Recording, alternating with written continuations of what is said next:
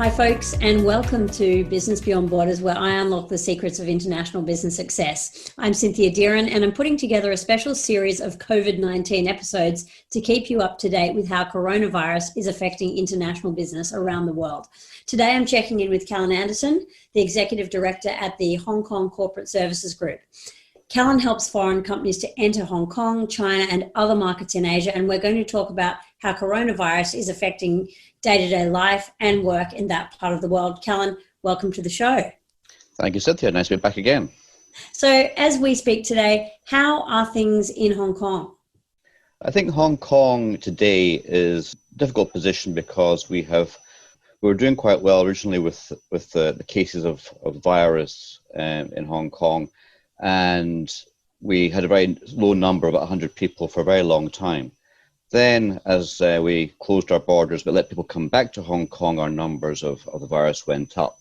So it has caused a few more economic problems for us. I think hotels, restaurants, retail have really been hurt quite badly in the last month or two, following on from the riots we had in Hong Kong last year.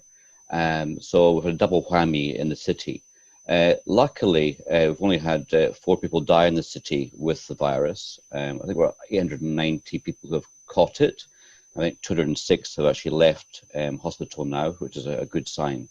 The government here has not closed down the city. We have stopped bars and restaurants opening, really just trying to stop people mingling and transferring the disease to other people.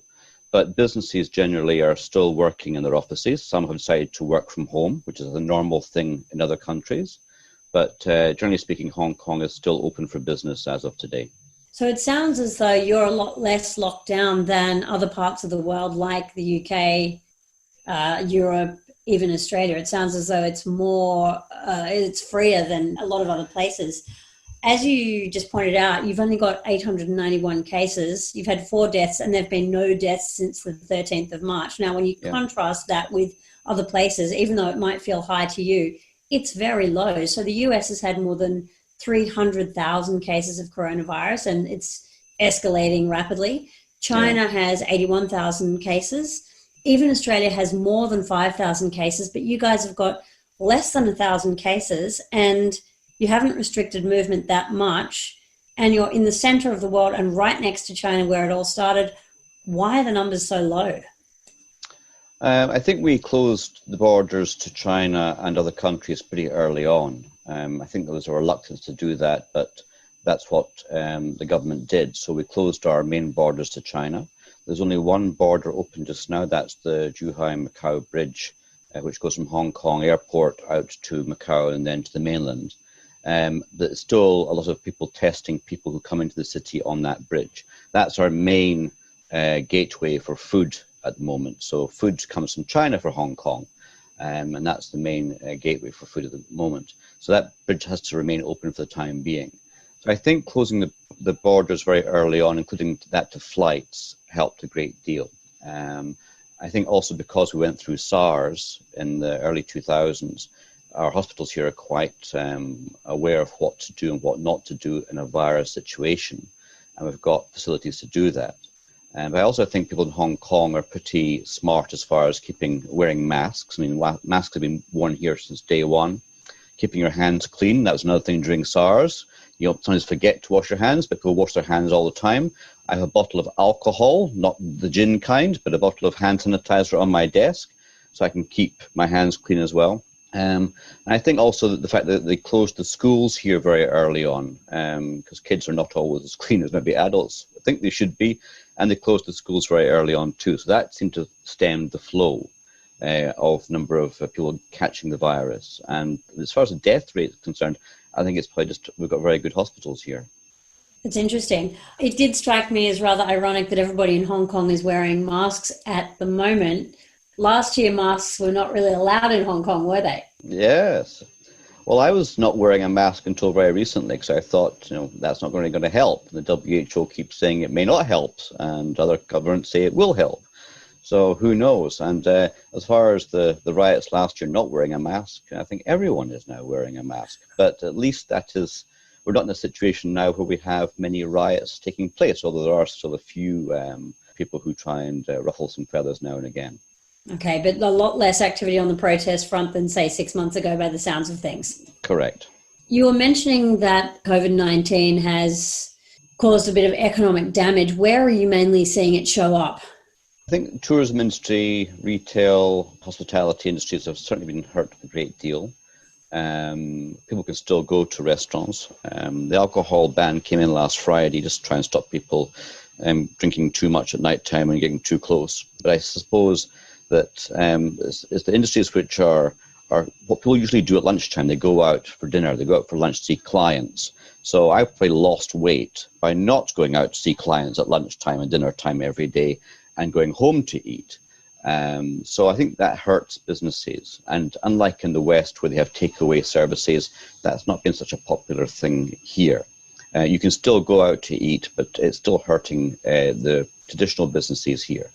And there are very few flights coming in. If you look at the airline industry, Cathay Pacific had one flight last week of 590 people. That was all they had the whole week. So they are suffering. The transportation networks are suffering. The ports of Hong Kong are suffering because we need ships to move goods around. But China closed down, nothing gets moved around. So these are the key industries. I think where things are good, though, it's probably financial sector is still doing pretty well here. The stock market's been doing pretty well here. Not in as far as the numbers, but as far as it maintains and keeps going. These are positive signs. Absolutely.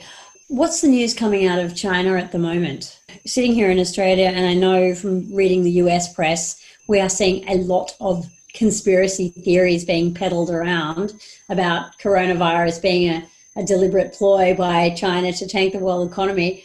What's your view on those?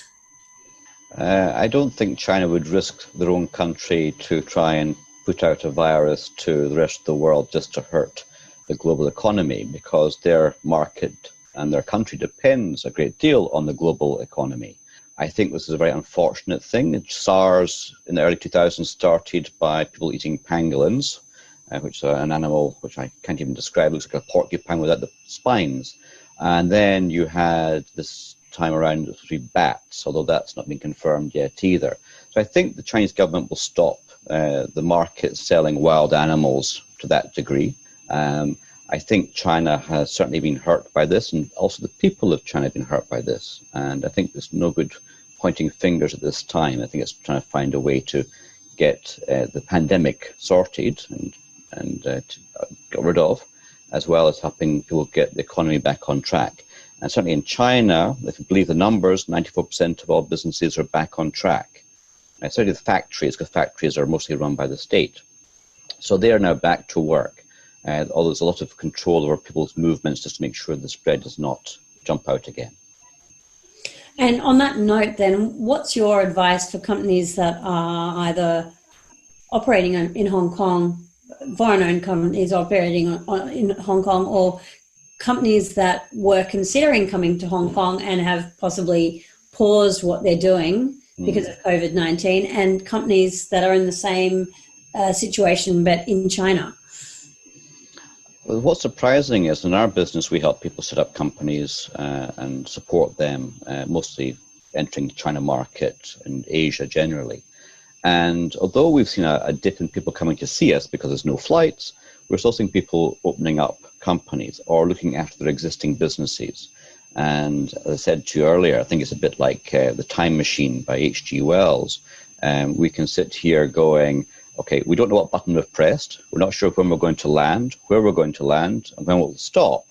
But now we're sitting at home, a lot of people. It's time to start planning for when the time machine does come to a standstill. Have you got everything in place to start, engaging with your clients, growing your business, rebuilding what you had before? Because different parts of the world will open up first. And I think Asia will be the first to open up. I think China's already doing that. They have to. Hong Kong, Philippines, Indonesia, Singapore, Australia, New Zealand, they'll all open up.